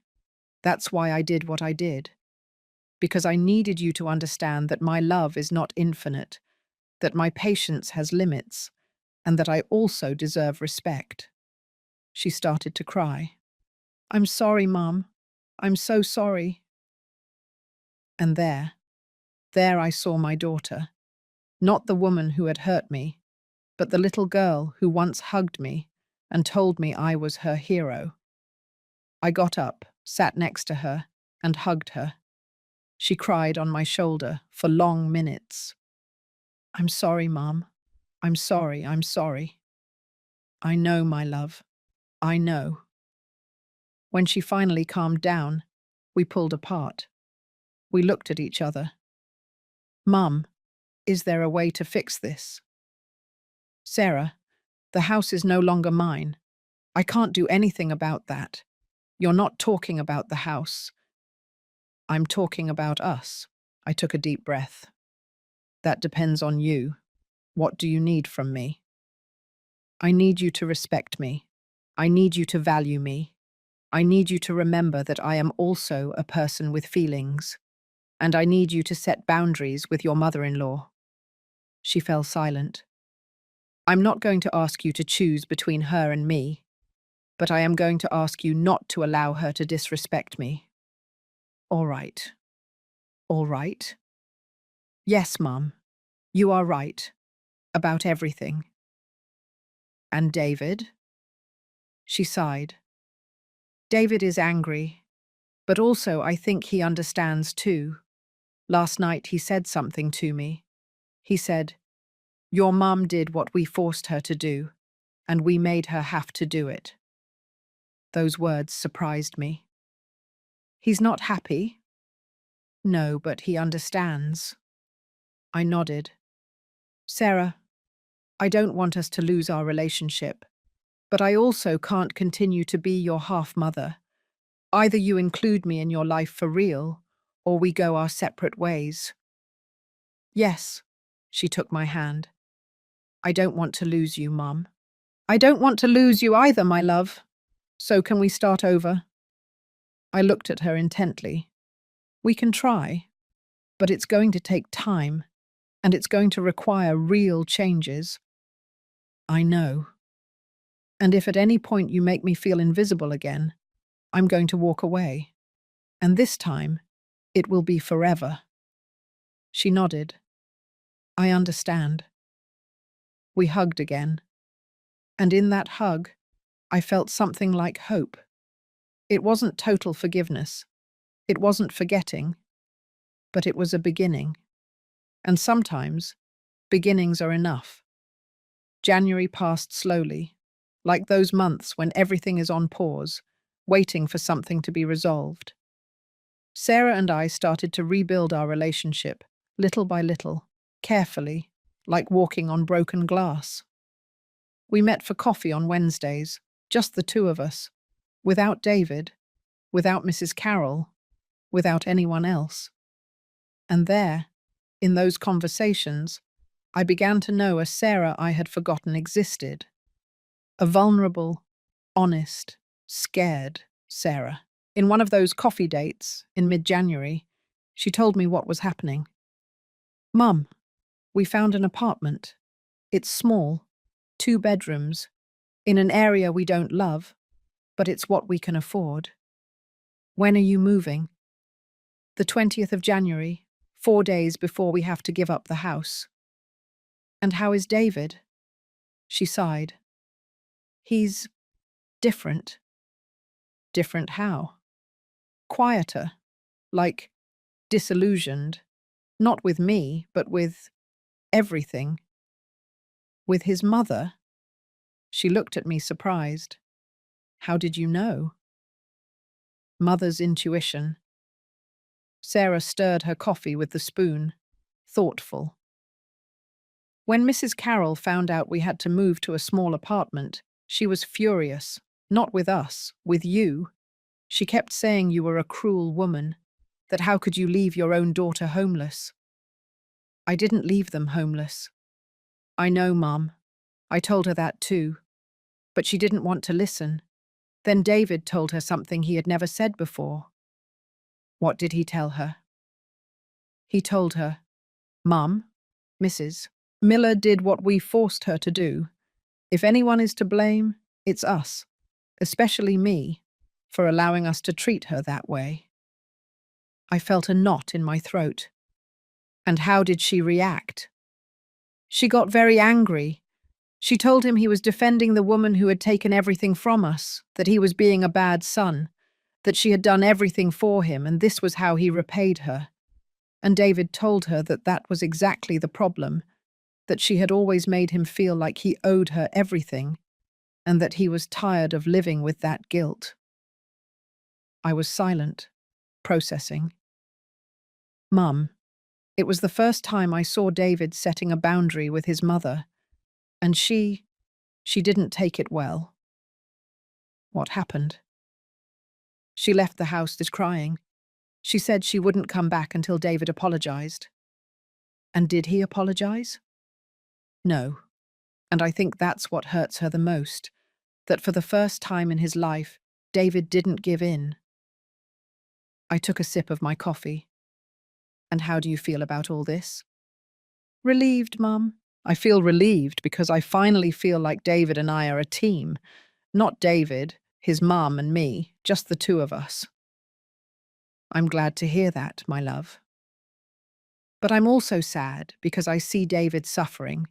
He loves his mum, but he's also understanding that his mum has manipulated him his whole life. That's very painful to see. Yes, but I also think it's necessary. I nodded, because it was. Sometimes pain is the only way to wake up. On the 20th of January, I helped Sarah and David move. I arrived at the new apartment with plastic bins, duct tape, and markers. Mum, you didn't have to come, Sarah said when she saw me arrive. Of course I did. That's what mothers are for. David came out of the apartment, carrying a lamp. When he saw me, he stopped. Mrs. Miller. David. We looked at each other in silence. He put the lamp down on the floor and approached me. Mrs. Miller, I need to tell you something. Tell me. I am so sorry for how we treated you. Sarah and I have talked a lot, and I understand why you did what you did.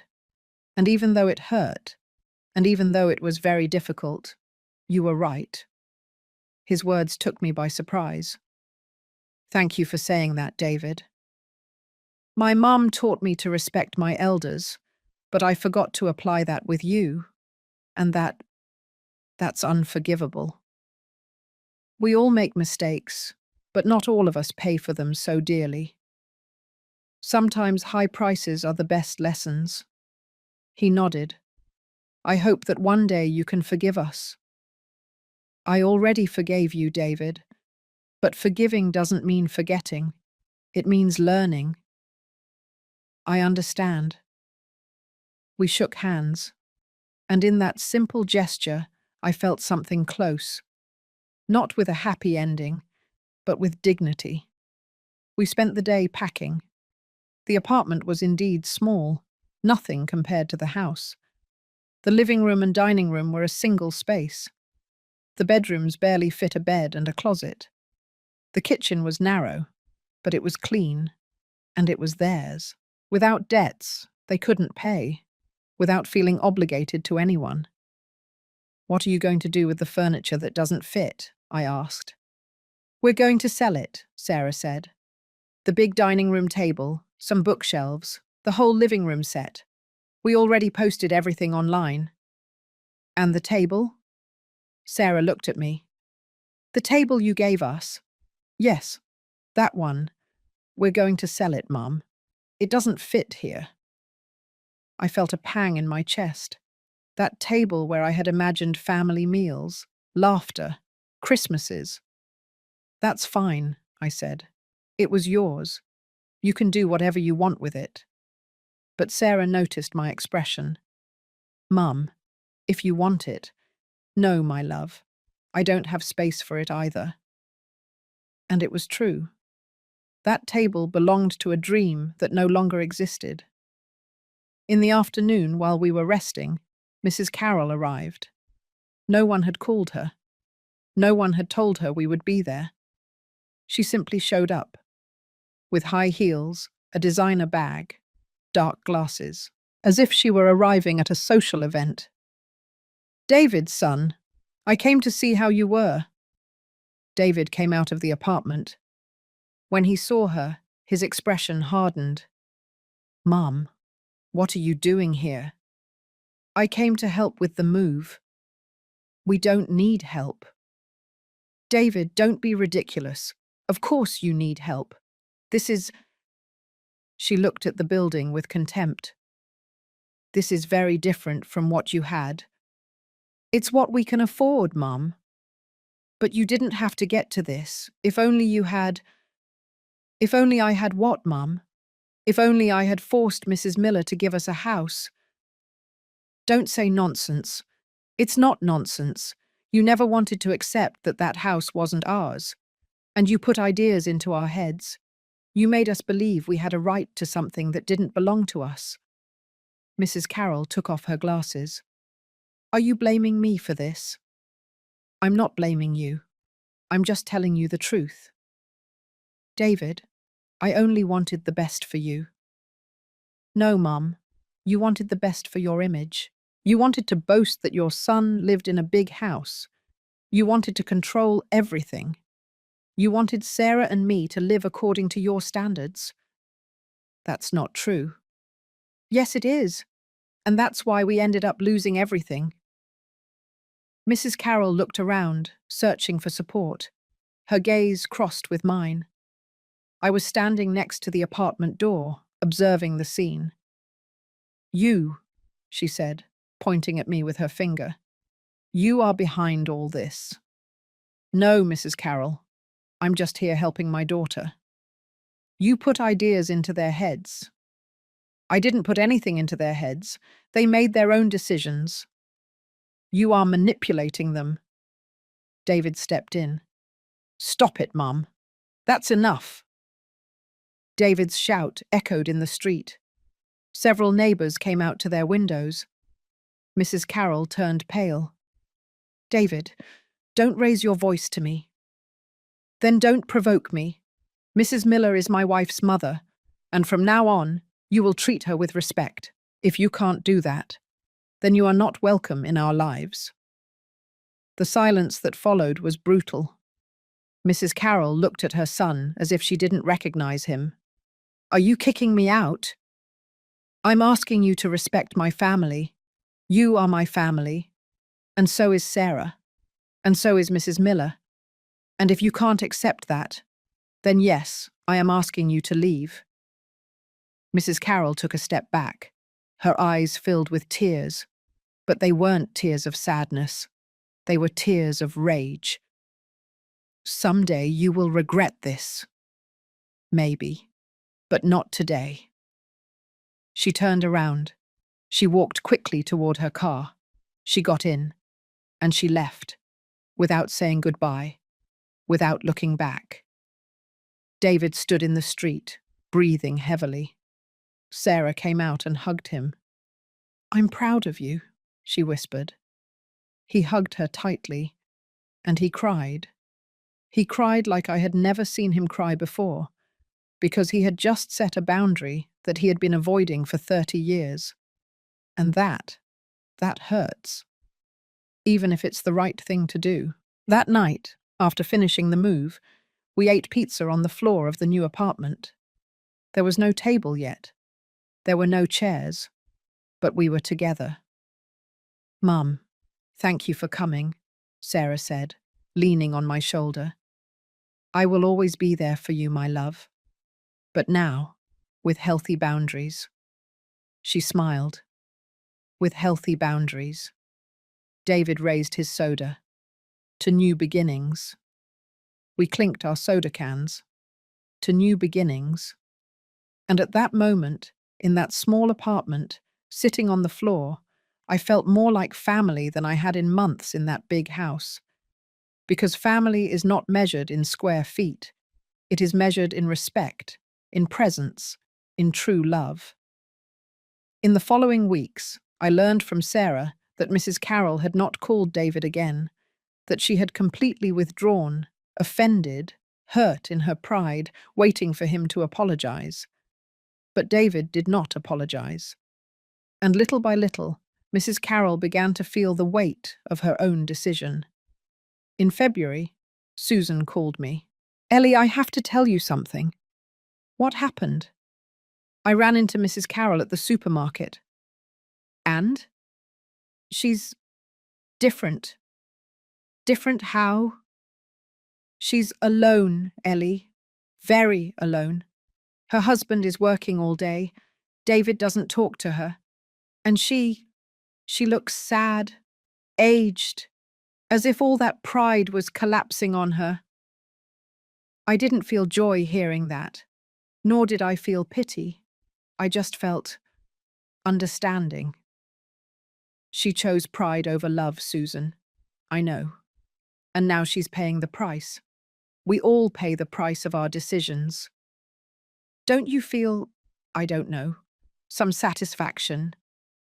"No, I just feel peace." Because it was true.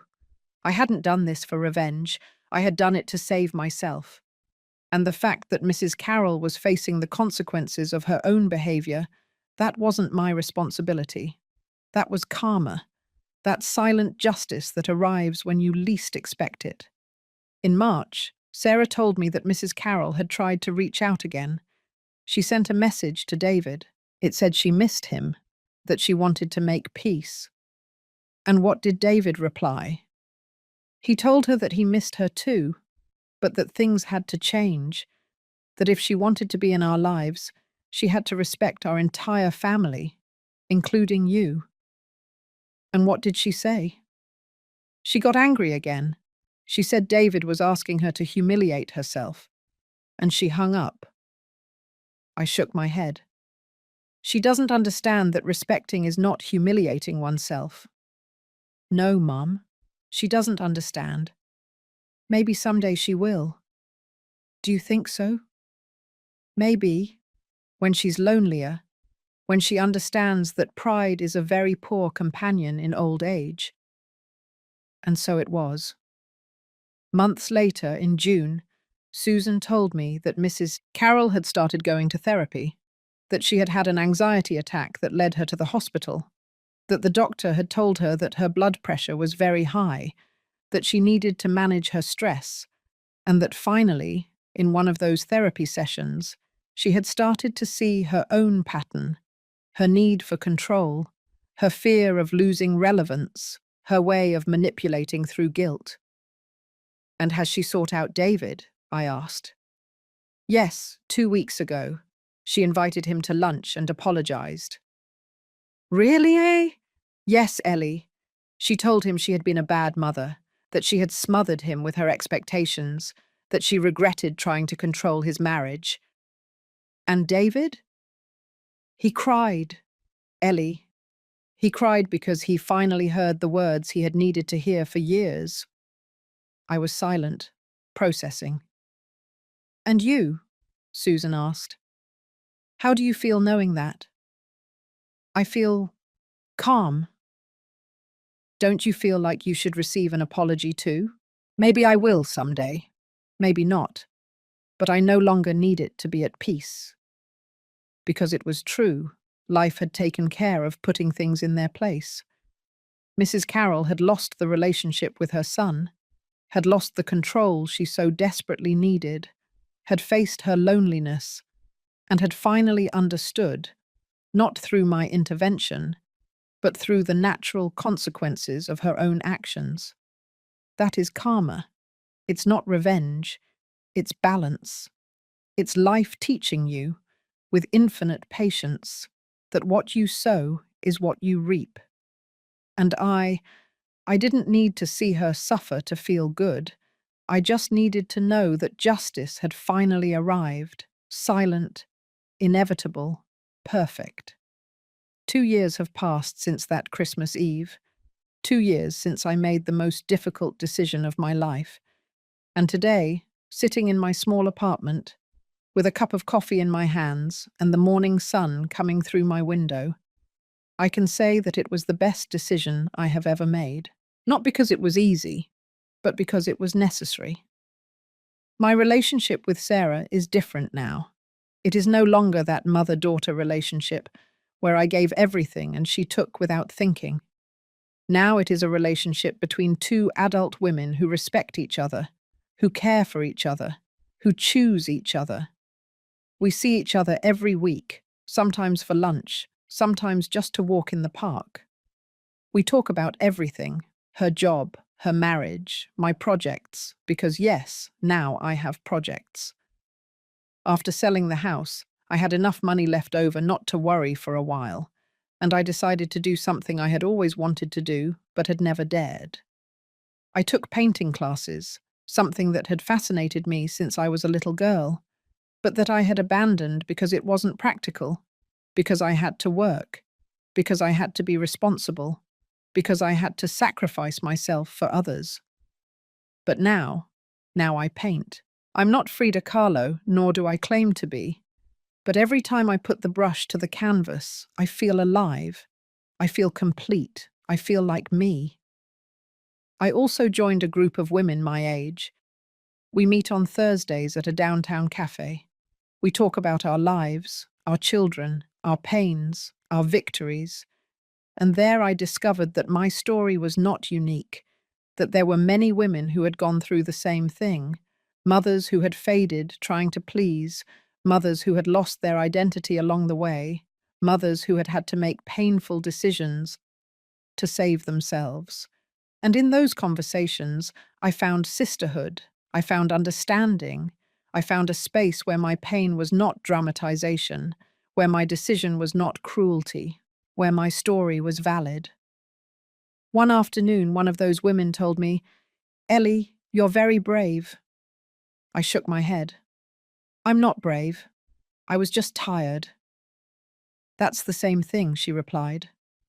"Bravery is not being fearless. It's being exhausted and still taking the step." Those words stuck with me, because she was right. I wasn't brave because I wasn't scared. I was brave because despite the terror of losing my daughter, I chose not to lose myself. David and Sarah adapted to their new life. The small apartment became their home. Little by little, they decorated it with care, with simple furniture, with plants, with photographs. And although it was difficult at first, now Sarah tells me that it is the place where she has been happiest. "Because it's ours, Mum," she told me one day. "We don't owe anyone. We don't have to impress anyone. It's just David and me." And that was something they wouldn't have learned if I had kept giving them everything. Sometimes the greatest love is letting them fall, so they can learn to stand up on their own. David and his mother finally found a balance. It wasn't fast, it wasn't easy.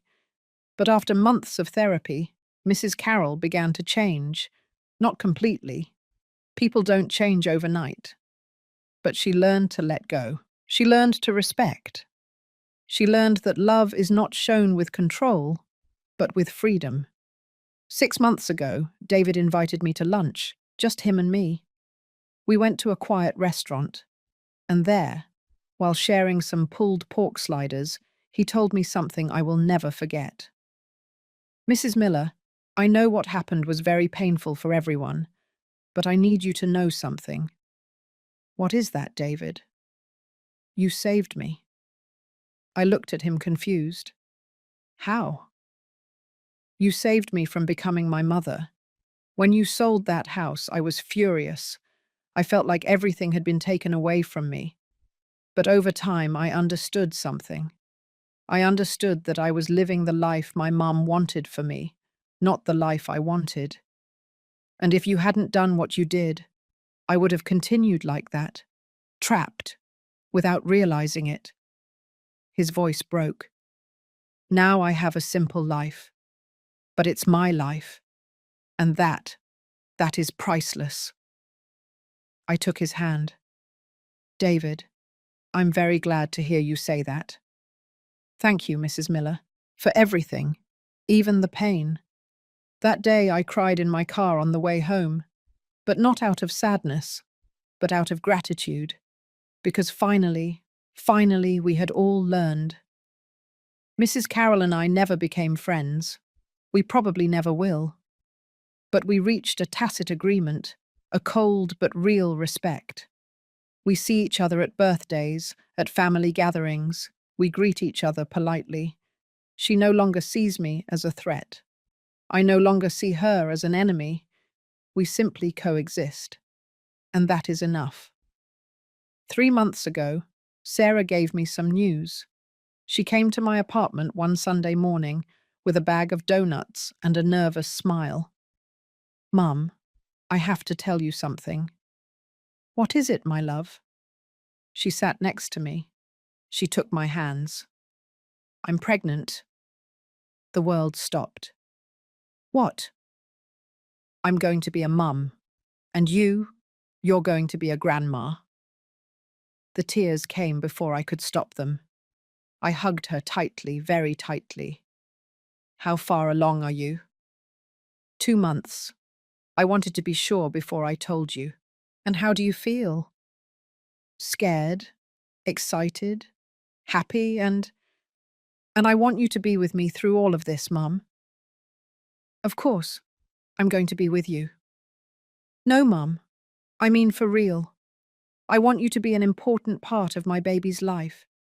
I want you to be the grandma I had, the one who took care of me, the one who taught me, the one who was always there. My love, you don't have to ask me. Yes, I do have to ask you, because I know I hurt you, and I know we lost time, and I don't want that to be repeated. I want my child to grow up knowing they have an incredible grandma. I hugged her again, and in that hug, I felt that everything had been worth it. The pain, the loss, the loneliness, everything. Because finally, we were going to have a second chance, but this time with respect, with healthy boundaries, with true love. Yesterday was Christmas, 2 years after that Christmas Eve that changed everything. This time it was different. Sarah and David invited me to their apartment.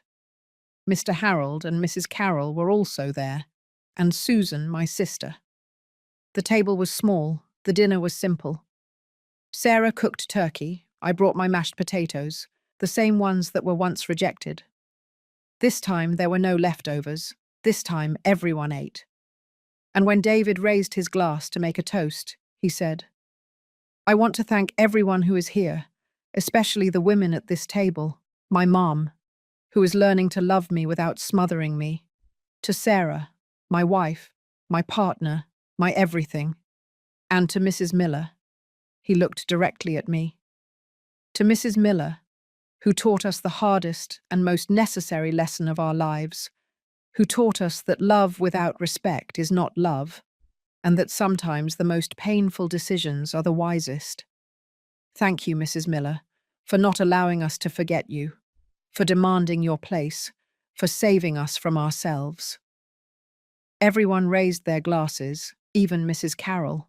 We clinked, we drank, and there, At that small table, in that humble apartment, I felt more at home than ever, because finally I had what I had always wanted. Not a big house, not luxuries, not appearances, just love, true love, love with respect, love that didn't make me invisible. After dinner, Sarah and I were left alone in the kitchen washing dishes. Mum, can I ask you something? Of course, my love. Do you regret it? Do you regret selling the house? I was silent for a moment, carefully drying a plate. No, Sarah, I don't regret it. But you lost so much money. I didn't lose money, my love. I invested in something better. In what? In my dignity, in my peace, and finally in us. She wiped away a tear. I do regret it, Mum. Regret what? Having put you through all that, for not having known how to value you, for having to lose you to learn how to love you well. I hugged her. We didn't lose each other, my love. We just found each other again in a different way. Do you forgive me? I forgave you a long time ago. Now you forgive yourself. We stayed hugged in that kitchen, mother and daughter, but also woman and woman, with scars, with lessons, with renewed love. Today, as I write this story in my notebook, as I watch the sunset from my window, I realize something. Life is not fair, but it is wise. It takes from you, it breaks you, it forces you to let go.